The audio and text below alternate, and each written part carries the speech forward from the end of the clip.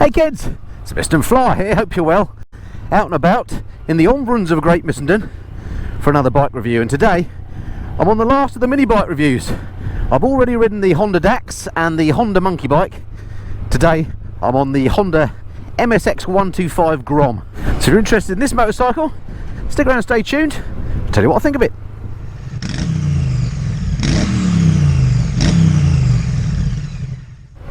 So the Honda MSX125, as it used to be called in Europe, and then it became known as the Grom here, first came out I think in 2013 in the USA and Japan, paying sort of homage to those older mini bikes, the bikes that are out in the 60s, the Monkey and the Dax, which have since been re-released, and you may have seen those previous videos I did on those modern versions of those bikes. So this came out, say, in the US and Japan about 2013 I think it was, as the Grom. It hit the European market in 2020 as a 2021 model year, and this is the first time I've ever actually ridden one. It was originally called the MSX125 for the European market, but everybody called it the Grom, so now it's known as the Grom here in Europe as well. And it is a cracking little machine. Let me show you around it. So here she is then, a doozy looking little bike, I think you should agree. I mean, check this out, it's in grey with gold wheels here, which is always an absolute winner for me. It also comes in, I think, red and blue. I'll put some pictures on the screen of those, but I think for me, just because of the gold wheels, this would be the one for me. In case you're wondering, these come in at $3,849, so price-wise, they sit between the Dax and the Monkey. But for me, I think this is my favourite of the bikes. Let's have a little look front to back then at the machine. Starting off here with the headlight, we've got a big, what looks like a proper LED headlight on here, which is nice, although I noticed the indicators look very similar to the ones that were on my old Honda CRF, so those aren't LED. And I think I'm right in saying if you turn the ignition on, yeah, they operate as running lights as well, so they're on all the time. So there we go, that's that. Nice gold forks on the front there as well. We'll talk the specs later when we get on with the video. On the side here, it's worth mentioning these side panels, which I think look absolutely splendid. These are, you can remove these just by removing these 6 bolts, and the whole of the bodywork comes off, which makes it ideal for customizers. On the side here, it says MSX Grom SP. No idea what the SP stands for. Maybe that's something to do with the gold wheel version, I don't know. Doozy little exhaust on there. I think it looks absolutely cracking. Nice looking seat as well. Back end could possibly do with a tail tidy, but couldn't so many bikes. But yeah, overall I think Honda have done an absolutely cracking job on this little bike. I think, you know, it still looks comedic, doesn't it? It still looks funny, but it's an absolutely lovely looking thing in the sunshine here. Okay, so much what she looks like and as she ride. Well, in a word, very nice indeed. I'm kind of used to riding these mini bikes now, having ridden those other two in recent weeks, and I've been riding this one for about the last half an hour or so. And I think, out of the three, it's my favourite for riding. It feels most grown up. The riding position feels almost conventional to me. Handlebars are nice and wide. I'm sitting upright. Seat's nice and comfy. My legs are at a slightly acute angle, but nothing too extreme. Hopefully you can see here on the 360 camera that I'm sat upright and my legs aren't too bent up. It's a sort of position that you can ride all day long in. What an absolutely cracking day to be riding, by the way. Nothing complicated about the bike, no riding modes or anything like that, or anything to distract you. It's pure riding fun. It's one of those bikes that absolutely is guaranteed to put a smile on your face, even before you get on it, to be honest, just when you look at the thing, because it looks so cute. But once you jump on, it feels entirely conventional. It's got a 5-speed gearbox on it, a 125cc, well, technically a 124cc motor. And on paper it doesn't sound much, but let me show you that and take you through the specs of the engine.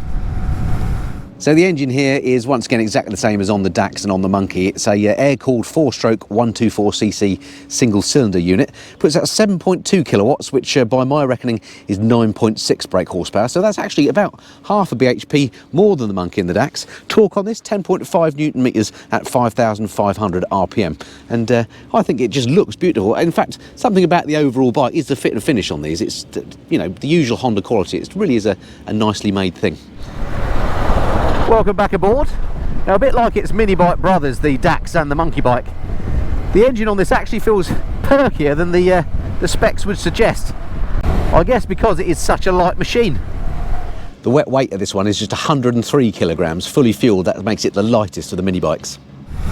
So from a purely power to weight ratio, the bike is a little bit more respectable than a standard full-size 125, and I guess that's what makes it feel a little bit more lively than a standard 125. Now I'm just now in the environs of High Wycombe, moving into a more urban environment, because I wanted to ride this one around town a little bit just to see what it felt like there. And I think it's got just the perfect amount of power for riding around town. Oh, actually, let's go up this way. Forget going around town. There's some nice countryside up here. Let's hit these roads instead. Because to me, it's fairly obvious that around town this bike would be brilliant, because it is so light and flickable, agile. Weaving in and out of traffic would not be a problem on this motorcycle. So if you were in town, this is perfect as an urban transport solution. Hello, sir. Oh, that looked a bit like a CCM. You don't see those very often. But also not only in town, but also in the countryside as well. If you just want a little blat out around the lanes like this, then ample power. You can absolutely wring the neck of this thing and you're not into silly speeds. In terms of what you're looking at when you're riding the bike, this is what you're looking at. Very simple handlebar.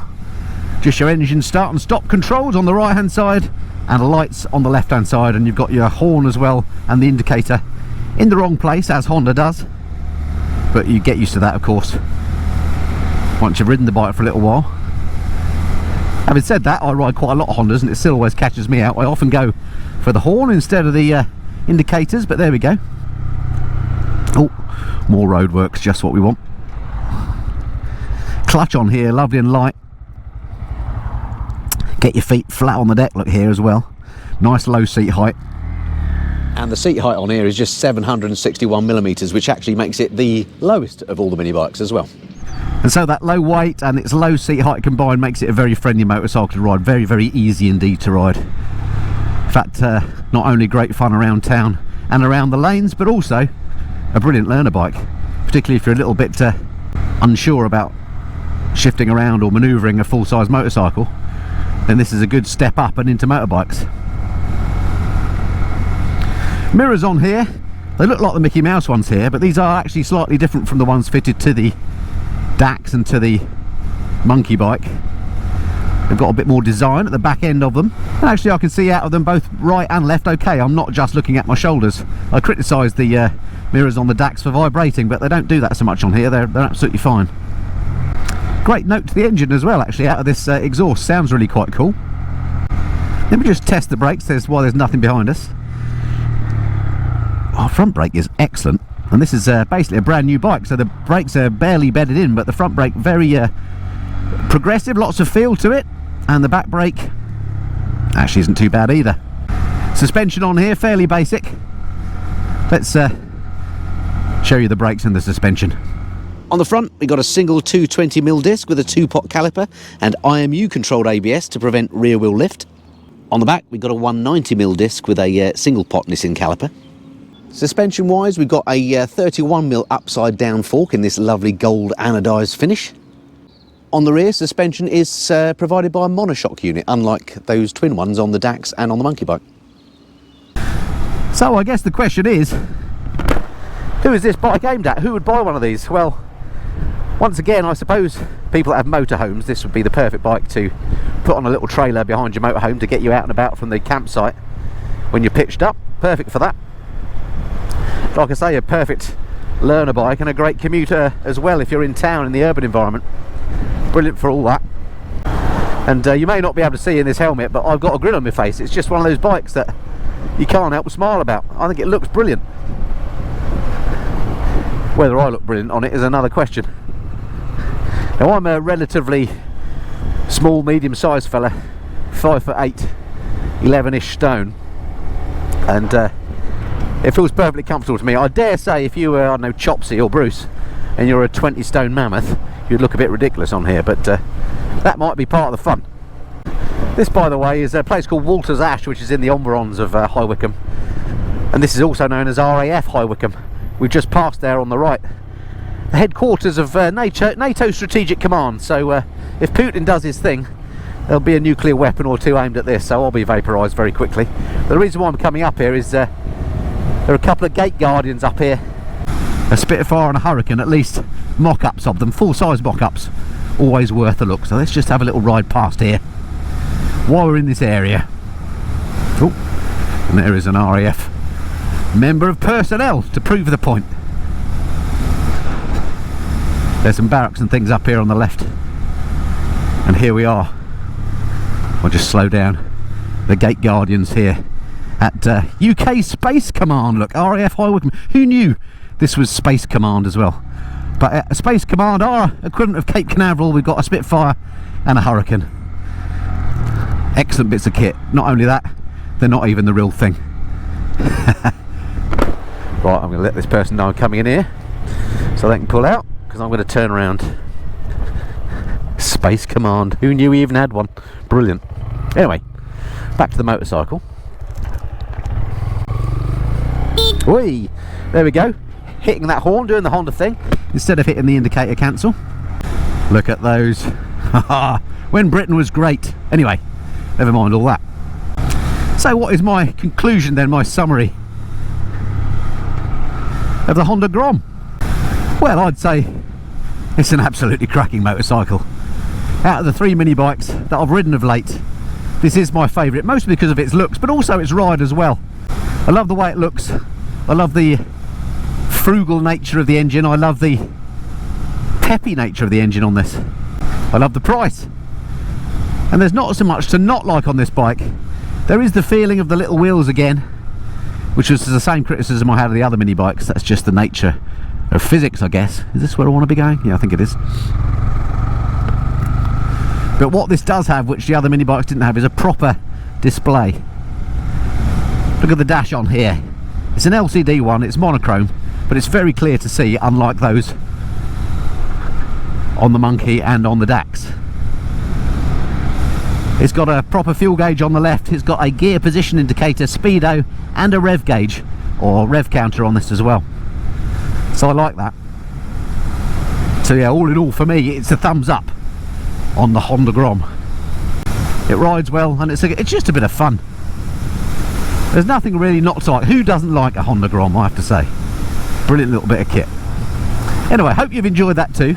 If this is the first time you've been along to the Missenden Flyer, do hit that subscribe button. I don't just do bike reviews here on the Missenden Flyer.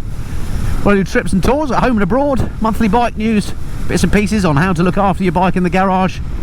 Basically anything and everything. I try and cover it here on the Missenden Flyer. It'd be great to have you along next time. Right, that's it for now though. Until next time, this has been the Missenden Flyer. Cheerio.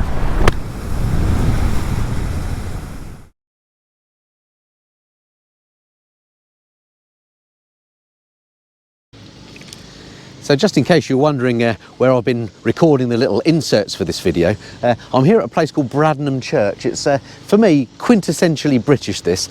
Unfortunately, there's a bit of roadworks going on behind me here. You might be able to hear the noise through the microphone actually just down here.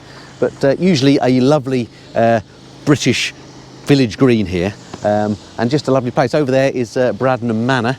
See the manor house there, a few daffodils out. I'm recording this in early April, so spring has kind of sprung. It's absolutely beautiful out here. It's so good that the weather has at last changed here in Blighty. I mean, look at this sky. It's just darn good for the soul, and it's perfect motorcycle riding weather. Anyway, I thought you might like to know what this place is.